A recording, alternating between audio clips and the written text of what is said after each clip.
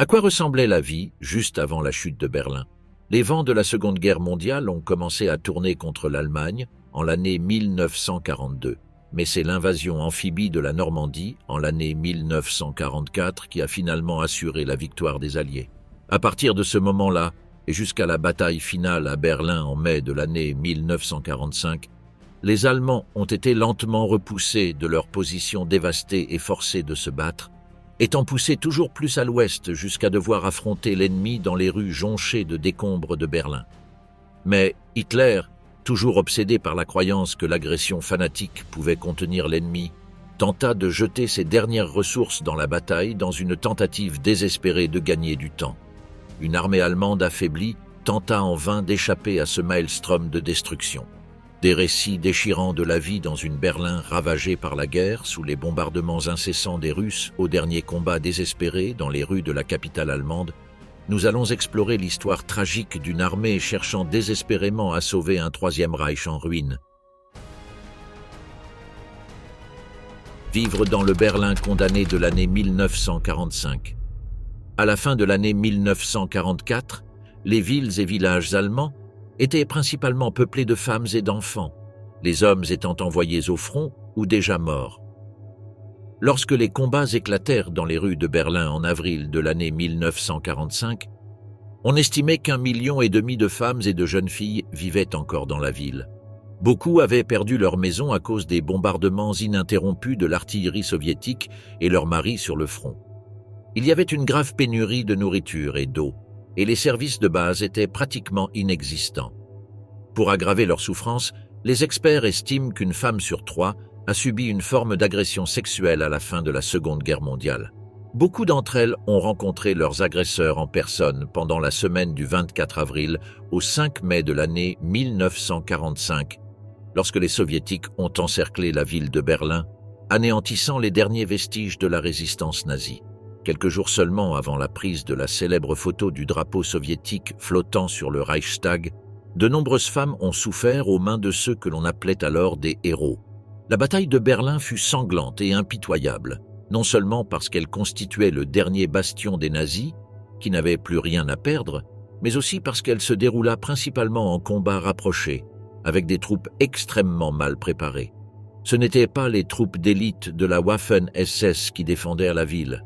Sa défense avait été confiée au général Helmut Weidling et à sa division de réserve, déjà désorganisée et largement décimée. De plus, la garnison de Weidling était composée presque exclusivement d'hommes âgés de la milice nationale et d'enfants de la jeunesse hitlérienne, y compris de jeunes filles n'ayant aucune expérience du combat. Ces jeunes devaient affronter des troupes soviétiques affamées et impitoyables, prêtes à mettre un terme aux hostilités. Les pertes officielles de la bataille de Berlin dépassèrent 900 000 Allemands et 360 000 soldats polonais et soviétiques. Le nombre de femmes agressées varie selon les sources, allant de 20 000 à 100 000, voire près d'1 million. Mais bien avant l'arrivée des Soviétiques, les raids aériens étaient un phénomène quotidien et les habitants de Berlin s'étaient habitués à courir se mettre à l'abri dès que retentissaient les sirènes. Malgré tout cela, Hitler et son ministre de la propagande, Joseph Goebbels, continuaient à affirmer à la population que la situation était sous contrôle et que la victoire finale de l'Allemagne dans la Seconde Guerre mondiale n'était qu'une question de semaines. Les Berlinois étaient, bien entendu, largement conscients des mensonges du gouvernement à la fin de l'année 1944. Une atmosphère de chute imminente régnait autant dans les vies personnelles que dans l'existence même de la nation. Les gens dépensaient leur argent de manière insouciante, convaincus qu'il serait bientôt sans valeur ou qu'ils ne vivraient pas assez longtemps pour l'économiser. Des jeunes filles et des femmes avaient des relations avec des inconnus dans des coins sombres, autour de la gare du Zoo et dans le Tiergarten. Dans les bunkers nazis disséminés dans la ville, on organisait des fêtes où tout le monde buvait et célébrait comme si le lendemain n'existait pas. Pour de nombreux partisans du parti nazi, c'était la dure réalité. On dit que le désir de perdre son innocence devint encore plus fort à mesure que l'armée rouge approchait de Berlin. Les abris anti-aériens eux-mêmes, éclairés par des lumières bleues, étaient très oppressants, alors que les gens s'y précipitaient avec de petites valises contenant des sandwichs et des thermos. Le gouvernement affirmait que tous les besoins essentiels y étaient couverts. il y avait une petite salle médicale avec une infirmière où les femmes pouvaient accoucher. Il était dit que les accouchements étaient accélérés par les vibrations des explosions de bombes qui semblaient très proches. Les plafonds étaient peints avec une peinture luminescente, car les coupures de courant étaient fréquentes pendant les raids aériens. L'approvisionnement en eau s'arrêtait lorsque les conduites principales étaient touchées par les bombes, et les toilettes devenaient rapidement insalubres. Les Allemands étaient généralement obsédés par l'hygiène, mais durant cette période difficile, ils abandonnèrent pour la plupart leurs standards. Leur principale préoccupation était de rester en vie. Des survivants ont plus tard témoigné qu'à chaque fois qu'ils ouvraient les portes des toilettes, ils avaient peur d'y trouver les corps de personnes déprimées qui s'étaient suicidées. Avec une population d'environ 3 millions d'habitants, Berlin ne disposait pas d'assez d'abris, ce qui les rendait constamment surpeuplés.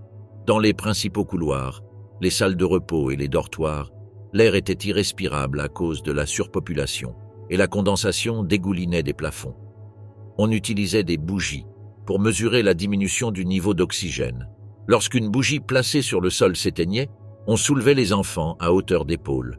Si une bougie sur une chaise s'éteignait, alors on commençait l'évacuation du niveau. Et si une troisième bougie, positionnée à hauteur du menton, vacillait, alors tout le bunker était évacué, même sous le feu des bombardiers ennemis. Incroyablement, certains Berlinois tentaient de continuer à travailler comme si de rien n'était, de peur de perdre la raison s'ils restaient inactifs trop longtemps. Il y avait peu de travail à faire dans les bureaux et les usines, en raison de la pénurie de matières premières et de pièces, mais ils se rendaient toujours à pied au travail à travers les ruines ou prenaient les transports en commun. Une fois de plus, des miracles furent réalisés pour réparer les voies du métro et du tramway, bien que peu de wagons aient encore des vitres intactes. Les usines et les bureaux étaient également glaciales à cause des fenêtres brisées et du manque de carburant pour le chauffage. Ceux qui attrapaient un rhume ou la grippe devaient tenir bon. Il était inutile d'essayer de voir un médecin, sauf en cas de maladie grave. Presque tous les médecins allemands avaient été envoyés au front. Berlin était une ville condamnée. Un Reich menacé, l'effondrement des fronts Est et Ouest. Avec l'échec de la soi-disant opération Barbarossa, l'invasion de l'Union soviétique et le débarquement des Alliés en Normandie lors du jour J, les frontières de l'Allemagne nazie furent menacées à la fois par l'Est et par l'Ouest. Mais ce n'était pas tout. En juin de l'année 1944, une armée alliée porta un coup sévère au pouvoir des nazis en libérant Rome, ce qui signifiait que l'extrémité sud du Troisième Reich était désormais sans protection. Les Alliés étaient désormais convaincus que la victoire n'était qu'une question de temps et organisèrent une réunion pour décider du sort de tous les territoires contrôlés par Hitler après la guerre. Winston Churchill et Franklin Roosevelt se rendirent à Yalta, en Crimée, pour rencontrer leur homologue soviétique, Joseph Staline. Leur réunion eut lieu en février de l'année 1945. Ils furent logés dans d'anciens palais tsaristes et reçus avec du caviar et du champagne, tandis qu'ils discutaient des plans pour l'Europe après la fin de la Seconde Guerre mondiale. Pendant ce temps, les habitants de Berlin étaient de plus en plus inquiets face aux armées qui avançaient lentement vers la ville. Berlin se situe dans le nord-est de l'Allemagne, près des frontières avec la Pologne, qui, depuis l'année 1939, était fermement contrôlée par les nazis. Mais à présent, la Pologne s'effondrait et l'armée rouge progressait, d'abord en traversant la Vistule puis l'Oder qui marque aujourd'hui la frontière orientale de l'Allemagne. Joseph Goebbels, par le biais de son ministère de la propagande, nourrissait depuis des années le public d'histoire sur la prétendue brutalité des soldats russes. Les femmes étaient terrifiées à l'idée de ce qui leur arriverait si les Russes atteignaient Berlin. Malheureusement, elles ne tarderaient pas à le découvrir par elles-mêmes. Beaucoup d'entre elles n'étaient tout simplement pas préparées au choc de la vengeance russe, malgré toute la propagande qu'elles avaient entendue. Tout le monde était au courant des accusations allemandes selon lesquelles les soviétiques étaient des brutes et qu'ils étaient enclins à agresser les femmes. Mais personne ne soupçonnait qu'ils pourraient le faire de manière aussi ouverte et à une échelle aussi massive qu'à Berlin. D'un autre côté, les Britanniques et les Américains avaient la réputation de haïr les Allemands au plus haut point. Ainsi, personne ne se sentait en sécurité et il était impossible de ne pas être préoccupé par les nouvelles inquiétantes de la guerre.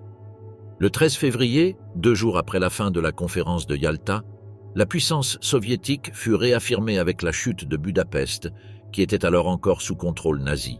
La fin de cette terrible bataille pour la ville fut marquée par un déchaînement de meurtres, de pillages, de destruction et de violences sexuelles. Pourtant, Hitler voulait encore lancer une contre-offensive en Hongrie avec la 6e armée Panzer SS. Cette nuit-là, les Britanniques bombardèrent Dresde. Le lendemain matin, l'aviation militaire des États-Unis attaqua également plusieurs cibles secondaires. Cette attaque avait été convenue à Yalta, Staline ayant fait promettre à Churchill et Roosevelt qu'ils entraveraient les mouvements des troupes allemandes en détruisant leurs infrastructures ferroviaires. Au même moment, Hitler lance 180 attaques de missiles V-bombes sur l'Angleterre, le chiffre le plus élevé atteint jusqu'alors. La contre-offensive alliée fut impitoyable. Dresde, l'exquise capitale de la Saxe, n'avait jamais été sérieusement bombardée auparavant.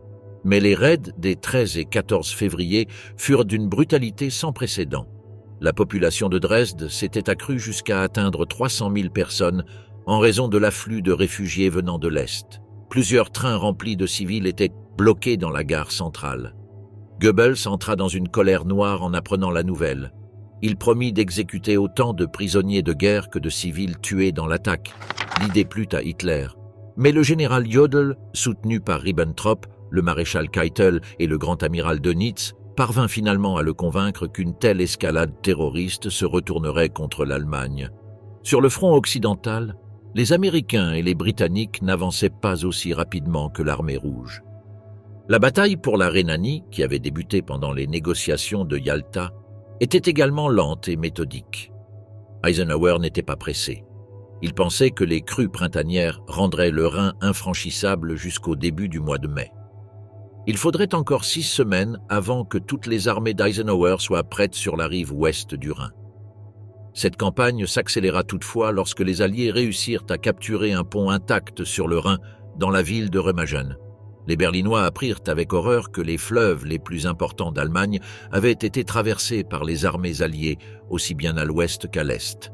Dans l'attente de l'inévitable chute de Berlin, au début du mois d'avril de l'année 1945, alors que Berlin attendait l'assaut final de l'armée rouge le long de l'Oder, l'atmosphère dans la ville était un mélange d'épuisement fiévreux, de sombres pressentiments et de désespoir. Bien que la plupart des habitants aient conscience de la défaite imminente, une détermination fanatique persistait encore chez de nombreux jeunes nazis. Goebbels avait diffusé un message de Hitler lui-même, avertissant la population des villes allemandes que ceux qui ne combattraient pas jusqu'à la fin seraient exécutés par les SS. Il tenta également de convaincre les citoyens que les Alliés eux-mêmes exécuteraient toute personne qui se rendrait. Les fanatiques nazis, comme Hitler, étaient déterminés à entraîner tout le monde dans leur chute. En septembre de l'année 1944, alors que les Alliés occidentaux et l'armée rouge avançaient rapidement vers le Reich, la direction nazie voulait poursuivre la lutte contre ses ennemis jurés, même après la défaite. Elle décida donc de mettre en place un mouvement de résistance clandestin, sous le nom de Code Werwolf. Il devait s'agir d'une force d'élite et secrète, conçue pour la résistance partisane et les assassinats ciblés. Les membres de Werwolf avaient pour mission d'éliminer des figures clés de l'ennemi et de saboter des infrastructures stratégiques grâce à des explosifs et des armes dissimulées. Toute une gamme d'objets, et même des vêtements fabriqués avec de l'explosif nipolite, furent conçus, y compris des imperméables dont la doublure était explosive. Les recrues de Werwolf étaient formées à tuer des sentinelles avec un garrot à nœud coulant d'environ 1 mètre de long ou avec un pistolet Walter muni d'un silencieux. Elles devaient opérer en groupe de 3 à 6 hommes et recevaient des rations pour 60 jours. Une attention particulière fut accordée aux stocks d'essence et d'huile comme cible prioritaire. Les autorités nazies commandèrent 2000 radios et 5000 kits explosifs, mais peu furent prêts à temps. Les bombes incendiaires américaines, larguées lors des raids aériens, étaient récupérées, et les détenus des camps de concentration étaient forcés de les démonter pour en extraire les matériaux réutilisables. Des garçons de la jeunesse hitlérienne étaient envoyés dans les zones désignées, où ils devaient enterrer leurs explosifs, puis contacter les chefs nazis locaux pour obtenir un logement et des rations. Ils recevaient tous une mission unique et vague, puis étaient renvoyés chez eux comme si de rien n'était. Vers la fin, la formation devint tellement précipitée que beaucoup risquaient davantage de se faire exploser eux-mêmes plutôt que de frapper l'ennemi. Finalement, Werwolf n'eut que peu d'impact, si ce n'est l'assassinat de quelques personnalités comme les maires d'Aix-la-Chapelle et de Krankenhagen, mais il réussit à semer la terreur parmi les civils. Les combats dans les rues de Berlin étaient une toute autre affaire. Malgré les ordres stricts de Hitler, tous ces plans étaient loin de la réalité, car Berlin ne disposait pas d'une force de défense militaire organisée, et aucun général des SS n'était officiellement en charge de la défense. Ceux qui avaient été envoyés dans la ville devaient se débrouiller avec très peu de ressources et ne pouvaient attendre aucun renfort extérieur. De plus, Heinrich Himmler avait ordonné aux troupes SS d'exécuter toute personne soupçonnée, même vaguement, de lâcheté. 10 000 Allemands furent tués dans les rues de Berlin pendant la période de résistance, simplement parce qu'ils avaient refusé de se battre jusqu'à la mort. La plupart des Allemands n'avaient pas le choix. Ils seraient tués soit par l'ennemi, soit par leurs propres camarades. Goebbels, en tant que commissaire du Reich pour Berlin, avait ordonné qu'aucun homme capable de porter des armes ne puisse quitter la ville. Seul le quartier général de la défense de Berlin pouvait accorder une exemption. Au début du mois d'avril, la population de Berlin était estimée entre 3 et 3,5 millions de personnes, dont environ 120 000 nourrissons. Nourrir toute cette population était presque impossible dans ces conditions. Le général Helmut Reimann, chargé de la mission suicidaire de défendre Berlin contre les soviétiques, souleva ce problème auprès de Hitler, mais celui-ci n'apporta aucune solution. Joseph Goebbels lui assura qu'il y avait de grandes réserves de lait en conserve et que, si nécessaire, il pourrait faire venir des vaches au centre de Berlin pour les traire.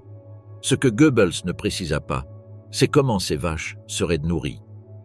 Le parti nazi à Berlin parlait de mobiliser des civils en masse pour construire des défenses, formant un soi-disant anneau d'obstacles à 30 km de la ville, ainsi qu'un périmètre de défense. Cependant, le nombre maximum de travailleurs mobilisés en une seule journée n'atteignit jamais plus de 70 000. Il était généralement inférieur à 30 000. Le transport et le manque d'outils représentaient les principaux problèmes, sans compter que la plupart des usines et bureaux de Berlin continuaient à fonctionner comme si de rien n'était. Plutôt que d'utiliser des ouvriers allemands, 17 000 prisonniers de guerre français furent contraints de travailler dans la ville, construisant des barricades et creusant des tranchées au coin des rues.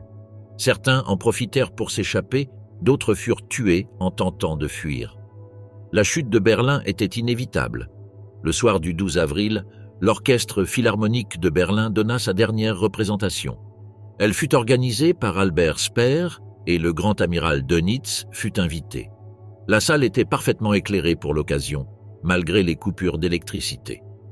Le programme comprenait le concerto pour violon de Beethoven, la 8e symphonie de Bruckner et le final du Crépuscule des dieux de Wagner.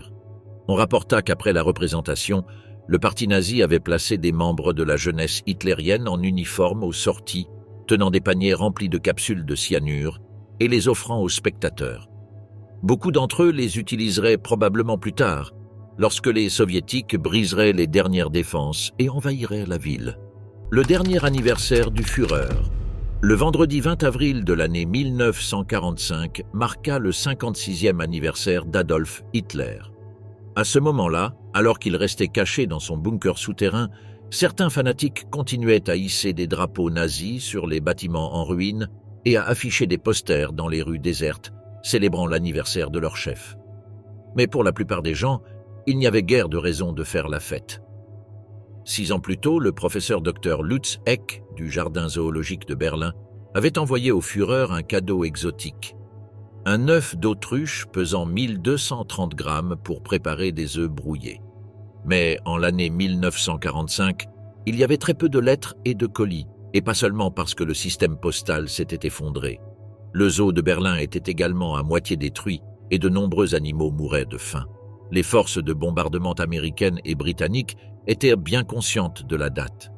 Les sirènes retentirent dès le matin, alors que des escadrons de bombardiers se dirigèrent vers Berlin pour fêter l'anniversaire du Führer avec un raid particulièrement intense.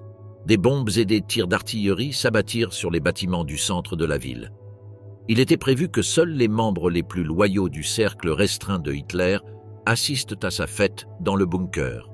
Hermann Göring, le créateur de la Gestapo, s'était réveillé ce matin-là dans son domaine de Karinhall, au nord de Berlin, à cause des bombardements de l'offensive russe. Un convoi de camions de la Luftwaffe attendait devant sa maison, chargé des trésors qu'il avait pillés. Un détachement de motards devait les escorter vers le sud. Un officier du génie avait placé des explosifs pour faire sauter Carinal, mais ce fut Göring lui-même qui appuya sur le détonateur. L'explosion souleva d'immenses nuages de poussière. Puis Göring monta dans sa gigantesque limousine pour se rendre à Berlin. Il devait être à la chancellerie du Reich à midi pour souhaiter un bon anniversaire au Führer. Joseph Goebbels, le seul haut responsable nazi à avoir prévu de rester à Berlin avec Hitler jusqu'à la fin, prononça un discours radiodiffusé ce matin-là. Il exhorta tous les Allemands à avoir une confiance aveugle dans le Führer, qui les guiderait hors de leurs difficultés. On ignore combien de personnes écoutèrent ce message, ou combien d'entre elles y crurent encore. À ce stade, il était évident que tout était perdu et que ce serait le dernier anniversaire du Führer. Beaucoup de ceux qui lui adressèrent leurs vœux ce jour-là trouvèrent que Hitler paraissait avoir au moins 20 ans de plus que son âge réel. Ils le pressèrent de fuir vers la Bavière tant qu'il en était encore temps. Hitler déclara avec conviction que les Russes allaient subir leur défaite la plus sanglante aux portes de Berlin. L'amiral Karl Dönitz, que Hitler avait chargé de prendre le commandement du nord de l'Allemagne, reçut un adieu affectueux. En revanche, Göring, qui prétendait vouloir organiser la résistance en Bavière, fut traité avec froideur. Hitler était déçu par la lâcheté de Göring et des autres.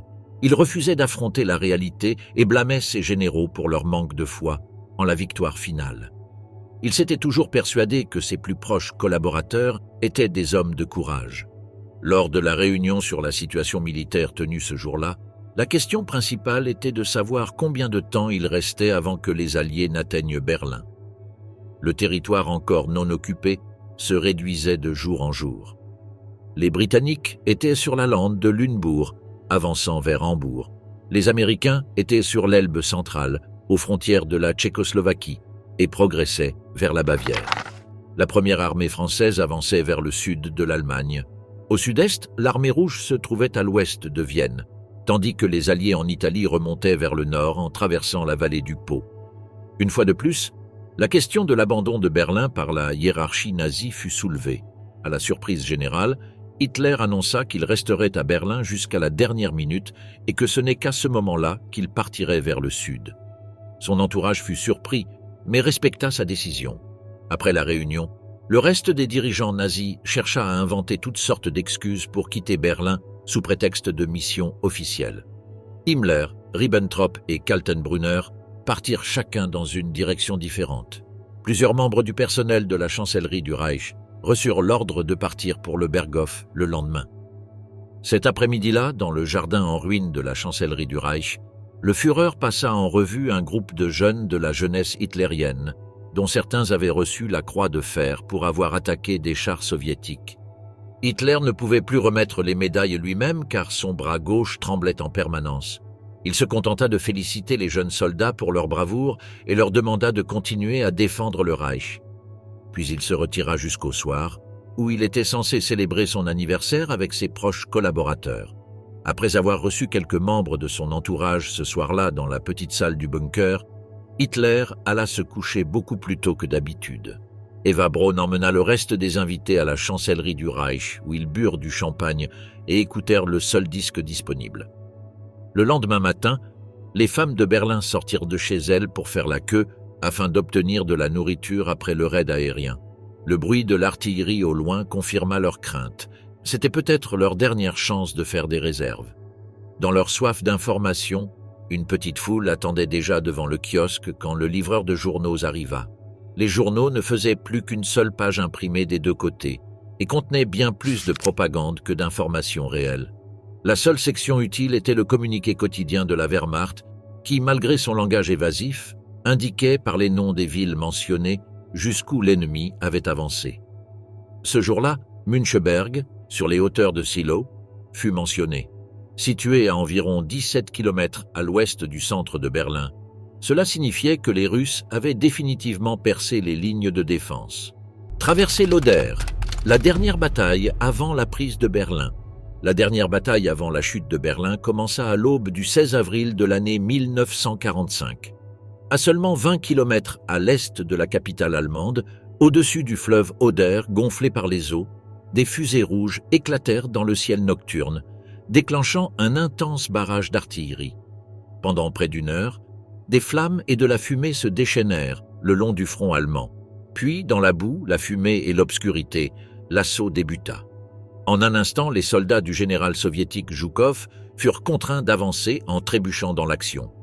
Alors qu'ils se précipitaient en avant, le barrage d'artillerie progressait devant eux, couvrant le terrain.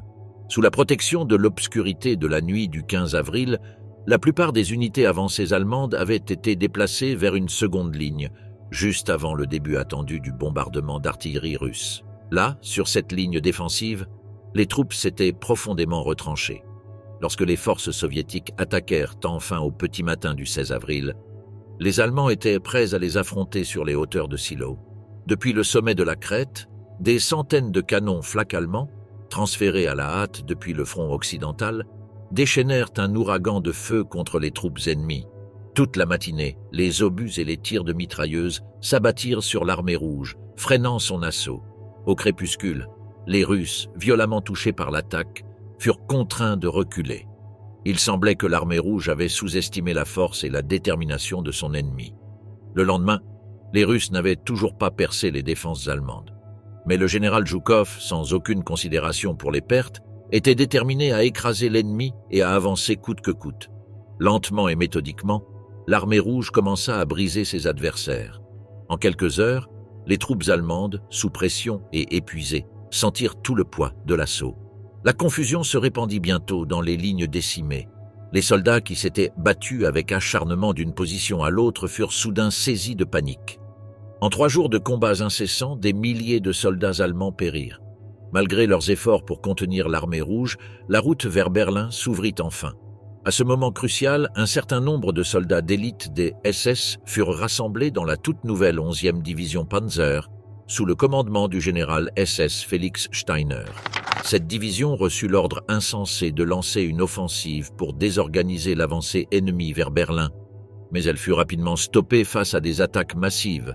Lorsque l'ultime assaut contre Berlin commença le 16 avril, l'11e division Panzer ne disposait plus que de 3 divisions fiables. Jusqu'à la fin de sa vie, Adolf Hitler affirma que Steiner pourrait arrêter l'avance russe à tout moment. Il est difficile de savoir s'il était si déconnecté de la réalité qu'il ne comprenait pas que la division de Steiner avait été anéantie ou s'il avait reçu des informations erronées de ses partisans. Quoi qu'il en soit, la victoire de Steiner n'eut jamais lieu. Cependant, Hitler avait perdu toute confiance en la Luftwaffe, et lorsque le bombardement soviétique de Berlin commença à la fin du mois d'avril, sa réaction instinctive fut de blâmer la Luftwaffe pour avoir permis une telle situation. Il menaça d'exécuter le général Koller, et ce n'était pas la première fois. Le fait que la Luftwaffe ne disposait plus que de quelques avions en état de vol, et d'encore moins de carburant, ne l'intéressait pas. Il était convaincu que sa colère lui donnait l'inspiration nécessaire pour renverser la situation. La tentative soviétique d'encercler la ville par le nord exposa leur flanc droit. Hitler ordonna une contre-attaque pour les anéantir. Il affirma que le général Steiner, situé au nord-ouest d'Eberswald, serait capable de rassembler toutes ses troupes et de frapper un coup décisif sur le flanc droit soviétique. Lorsqu'il demanda plus de détails sur la situation des troupes de Steiner, on l'informa qu'il ne lui restait que 3 bataillons et quelques chars. Mais Hitler refusa de l'admettre. Coupé de la réalité, il continua d'affirmer que Steiner et son détachement représentaient l'arme secrète des nazis pour repousser définitivement les soviétiques. Steiner, en recevant l'appel téléphonique du bunker du Führer, fut stupéfait par l'ordre de Hitler d'attaquer. Après avoir repris ses esprits, il rappela le général Hans Krebs pour lui rappeler la situation réelle, mais Krebs se trouvait presque à côté de Hitler. À ce stade, il était trop tard. Steiner reçut un ordre officiel de lancer une contre-attaque contre le flanc droit du premier front biélorusse. Lui et ses officiers furent également menacés d'exécution s'ils ne se conformèrent pas aux ordres. Tentant de faire entendre raison à Hitler, le supérieur immédiat de Steiner appela la chancellerie du Reich pour protester contre cette folie. Krebs lui répondit que la décision avait été prise et qu'il ne pouvait pas parler au Führer, trop occupé pour lui répondre. Au cours de cette nuit de folie, Hitler limogea également le général Reimann, commandant de la défense de Berlin. Convaincu que Reimann était un traître et qu'il ne faisait pas assez pour défendre la ville, Hitler décida de le remplacer. Joseph Goebbels subit également sa colère, après avoir refusé de déplacer son quartier général dans le bunker du Zoo, près de celui de Hitler, bien qu'il fût le commissaire du Reich pour la défense de Berlin. 2 remplaçants furent envisagés, mais tous 2 furent rejetés. Ainsi, Berlin se retrouva sans commandant, juste au moment où l'armée rouge entrait dans les faubourgs. C'était vraiment la fin pour Hitler et son Reich de 1000 ans. Berlin devient rouge, l'occupation soviétique de la capitale du Reich. Malgré tous les espoirs illusoires de Hitler, ni lui ni ses généraux ne pouvaient empêcher l'armée rouge d'occuper Berlin tôt ou tard. Pourtant, durant les derniers jours avant l'inévitable, Hitler continua à donner des ordres à tous ses subordonnés. En général, l'essence de ces ordres était de combattre jusqu'à la fin, sans la moindre considération pour la vie des soldats. Le 15 avril, Hitler envoya un ordre du jour directement au quartier général de la 9e armée, exhortant les soldats à tenir leur position. Ce que le Führer exigeait réellement, c'était que chaque homme combatte jusqu'à la mort. Cependant, quelques jours seulement après cet ordre, l'armée rouge avait percé les lignes allemandes en 2 endroits et avançait vers Berlin. La 9e armée se retrouva prise entre les 2 énormes tenailles russes qui se refermèrent sur la capitale. Les pertes allemandes furent considérables, et Theodor Buss, commandant du groupe d'armée Vistule, était confronté à une catastrophe majeure. Mais il était déterminé à suivre les ordres du Führer et refusa d'envisager une retraite. Battre en retraite, sauf sur ordre, était assimilé à une trahison. Hitler exigea que les soldats tiennent leur position à tout prix. Privée de toute liberté de mouvement, la 9e armée était condamnée à l'anéantissement. Le 22 avril, les forces de Buss étaient pratiquement encerclées et sur le point d'être détruites. Malgré les ordres de Hitler de ne jamais abandonner la ligne de défense, Buss, avec la plus grande partie de la 9e armée, soit environ 80 000 soldats, tenta de se replier vers le sud-ouest, en direction de la forêt du Spreewald, dans l'espoir de rejoindre la 12e armée. Mais il était trop tard. Quelques jours plus tard, toujours en marche vers le Spreewald, la 9e armée fut totalement encerclée et bombardée jour et nuit par l'aviation soviétique.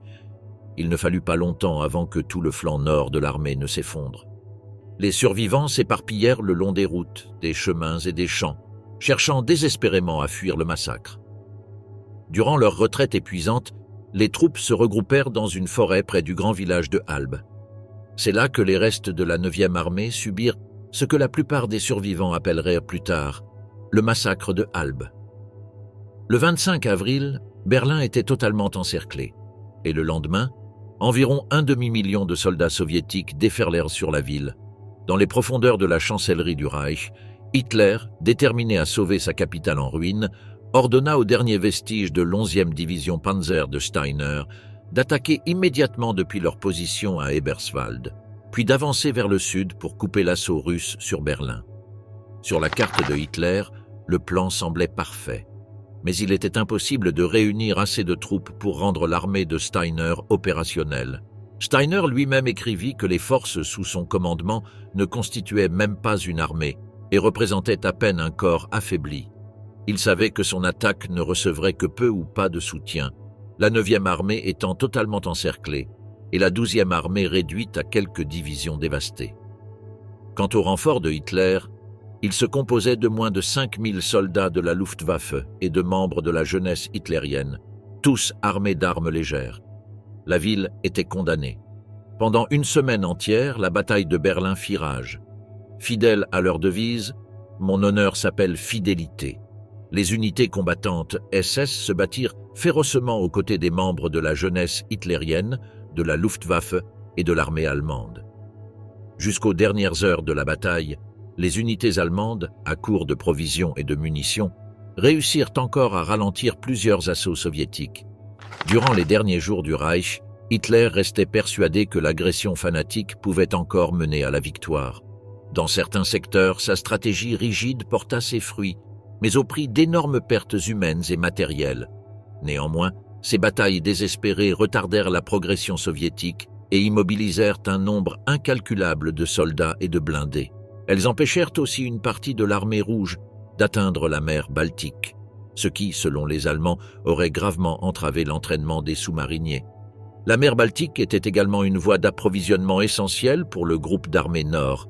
Et sans cette ligne de ravitaillement, les opérations allemandes auraient été encore plus paralysées. Dans les derniers jours du Reich, elle joua un autre rôle crucial. C'est par les ports de la Baltique que de nombreux hauts dignitaires nazis fuirent le pays pour échapper à la vengeance des Alliés, certains trouvant refuge en Amérique du Sud, notamment au Brésil et en Argentine.